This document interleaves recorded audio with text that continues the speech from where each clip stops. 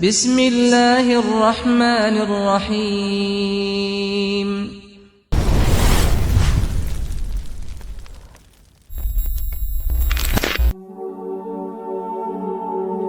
Rahasia di balik bulan Sya'ban. Ma'asyiral muslimin, para pendengar dan para pemirsa yang dimuliakan Allah Subhanahu wa taala. Kewajiban puasa Ramadan kata para ulama itu terjadi di bulan Sya'ban pada tahun kedua dari hijrah Nabi sallallahu alaihi wa ala alihi wasallam. Ma'asyiral muslimin yang dimuliakan Allah Subhanahu wa taala. Adapun kalau bicara tentang Sya'ban, Sya'ban ini sebenarnya bukan bulan mulia, bukan seperti Rajab, satu di antara 4 bulan hurum yang difirmankan Allah Azza wa Jalla dalam surah At-Taubah 36, minha arba'atun hurum, dari 12 bulan itu ada 4 bulan hurum, 4 bulan mulia, Dzulqa'dah, Dzulhijjah, Muharram dan juga Rajab. Bukan seperti Ramadan, bulan suci. Jadi Sya'ban bukan bulan hurum dan bukan bulan suci. Artinya bahwa Sya'ban itu bulan biasa. Tidak ada keistimewaan secara bulan, maksudnya dia bukan bagian daripada bulan hurum dan bukan bagian daripada bulan suci Ramadan. Dia bulan biasa, tetapi dia berada di tengah-tengah di antara 2 bulan mulia. Pertama Rajab, kemudian Sya'ban, kemudian Ramadan. Lah karena bulan Sya'ban itu diapit daripada 2 bulan mulia, sehingga bulan ini terkadang dilalaikan manusia.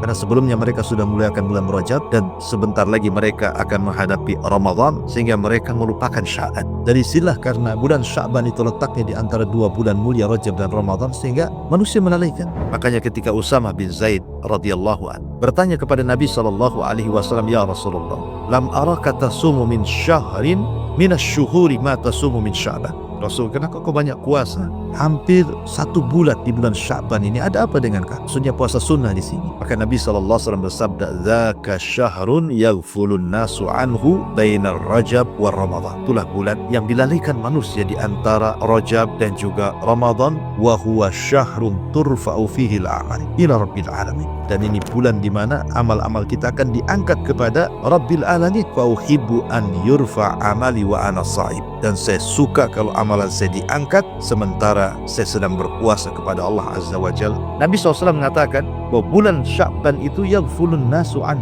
manusia lah, karena sudah ada bulan suci sebelumnya dan sudah ada bulan suci setelah. Kaidah para ulama, siapapun yang keluar dari kelalaian manusia kemudian dia menghadap Allah Subhanahu wa taala, maka dia akan diberikan ganjaran yang sangat besar. Maka karena kaidah para ulama bahwa orang yang keluar dari kelalaian manusia memiliki pahala besar, makanya Nabi SAW di bulan Sya'ban itu lebih banyak berbuat kebaikan, memperbanyak ibadah, memperbanyak kebajikan, berpuasa, bersedekah, berzikir dan begitu seterusnya. Karena jelas kaidah siapapun yang keluar dari kelalaian manusia akan diberikan pahala besar, dan Rasul sudah mencontohkannya dengan cara berpuasa. Ma'asyiral muslimin yang dimuliakan Allah Subhanahu wa taala. Dalam hadis Usamah bin Zaid yang saya baca tadi, di situ ada keistimewaan bulan Sya'ban. Pertama, bulan yang dilalaikan manusia sehingga siapapun yang keluar dari kelalaian akan diberikan keistimewaan. Yang kedua, bulan diangkatnya amalan kita yang sifatnya tahunan. Karena amalan kita itu kan diangkat, ada sifatnya harian, ada sifatnya mingguan, ada sifat bulan,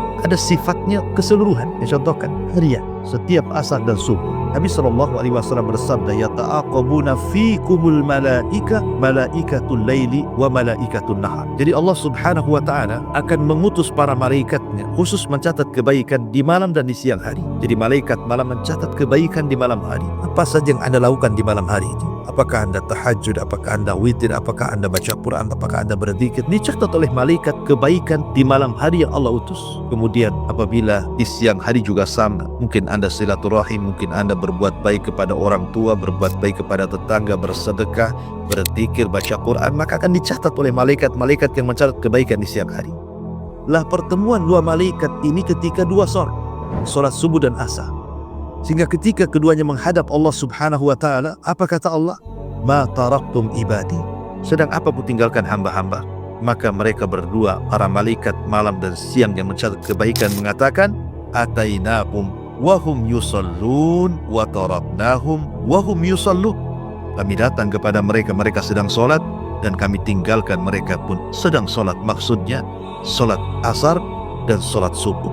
Makanya kenapa 2 solat ini menjadi pertimbangan berat bagi seorang muslim? Karena Rasul mengatakan, man hafadha ala baradaini dakhala al-jannah. Siapa yang menjaga 2 solat itu, maka dia akan dijamin masuk surga. Kenapa?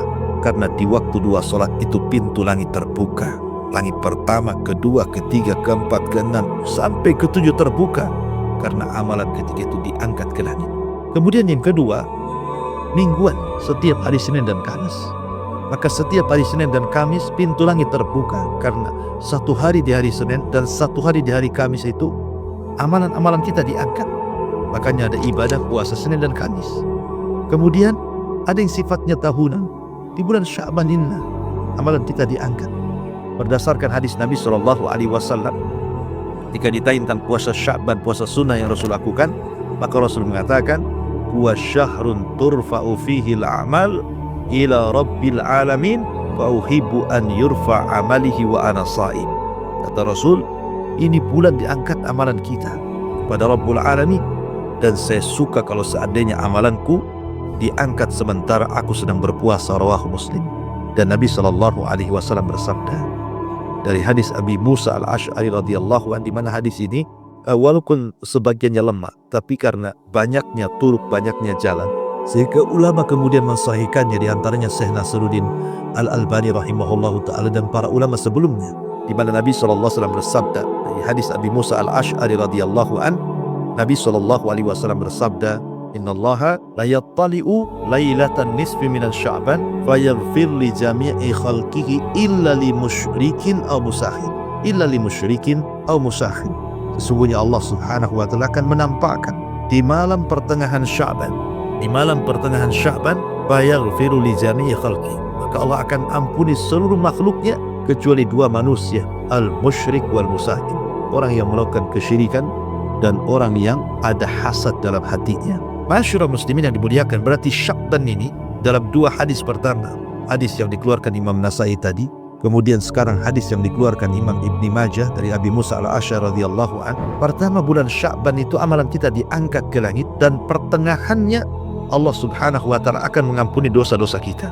Oleh karena itulah maka jangan pernah lalaikan bulan Sya'ban, karena satu bulan ini setiap hari Allah buka pintu langit, sehingga solat kita, sedekah kita, baca Quran kita, zikir kita, silaturahim kita, berbuat baik kita kepada orang tua, atau ketaatan-ketaatan, kebajikan-kebajikan, baik yang sifatnya pribadi seperti solat, puasa, atau mungkin sedekah yang sifatnya muta'addi kepada orang lain, maka semuanya akan diangkat ke langit selama satu bulan di bulan Sya'ban.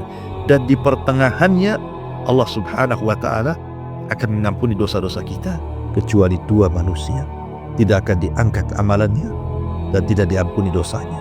Pertama musyrik, yang kedua musakhib.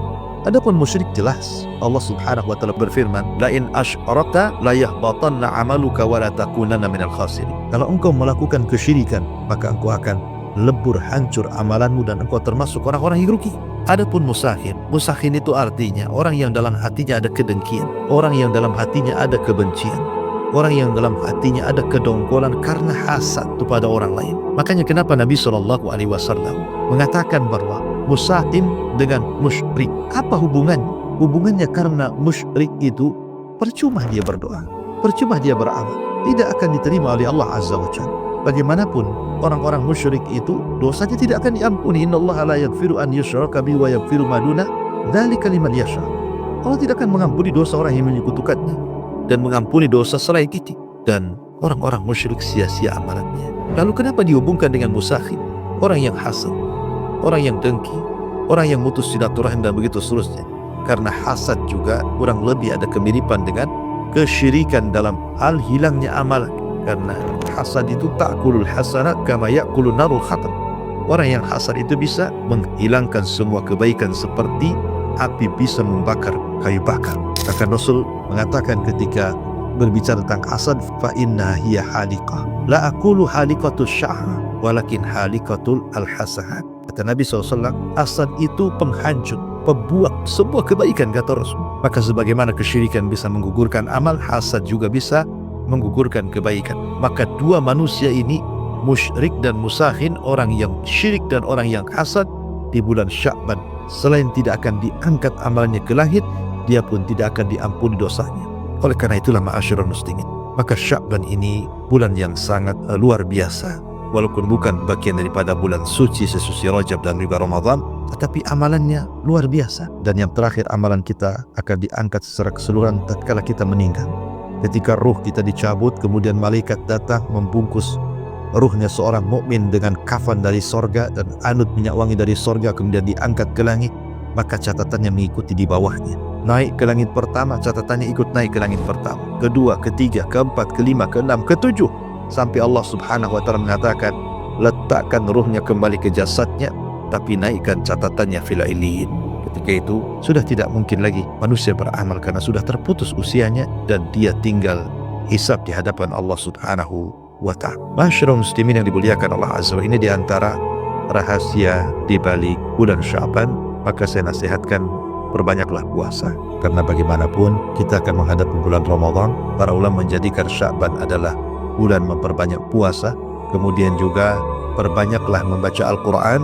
Makanya para ulama menyebutnya dengan Syahrul Qurra, karena Ramadan maka ada dua ibadah yang luar biasa, tarawih, tahajud, kemudian puasa. Maka untuk membiasakan dua perkara itu di bulan Ramadan, maka biasakan kita di bulan Sya'ban berpuasa dan membaca Quran. Karena bagaimanapun Rajab bulan menanam, Sya'ban bulan menyiram, dan Ramadan bulan menuai. Wallahu a'lam bishawab. Mudah-mudahan ada manfaatnya. Subhanaka wa bihamdika, asyhadu an la ilaha illa anta, astaghfiruka wa atubu ilaik.